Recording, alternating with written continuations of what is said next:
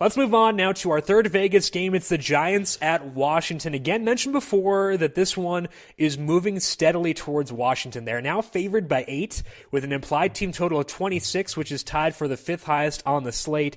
69% of the bets are on the Giants to cover the spread, but again, the spread is moving in favor of Washington. We mentioned before that we like the passing game, and you kind of touched on Rob Kelly. So, Brandon, if you had to make a pitch for Rob Kelly, how would you sell him to me here? Rob Kelly is 5,900. He had 19 carries last week against the Bears. Washington had 4 rushing touchdowns. He didn't get any of them. I feel like they might. He's been limited in practice this week, just to, from what I can tell, get rested up for this week. They're a big favorite and they need to win. And I think they can just rely on Rob Kelly to get them there.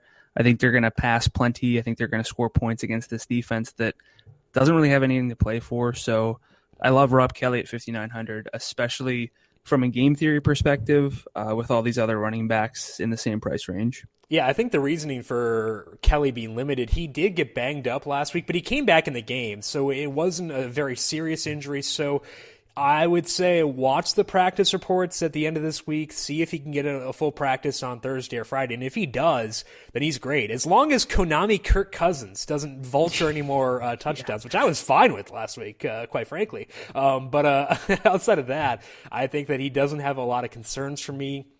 I would be more into him if Snacks Harrison sits for the Giants. He's their tremendous defensive tackle who has been kind of the cog for their great rush defense this year. I don't know if he will. I would bet that he'd be one of the guys they'd protect if they were to sit starters. So watch the kind of the noise there too to see if Snacks Harrison will sit. And if he does, I say unleash Rob Kelly at will. I talked about Cousins before, Brandon, but when you're looking at Washington's pass catchers, any interest in them here, even with your love for Kelly?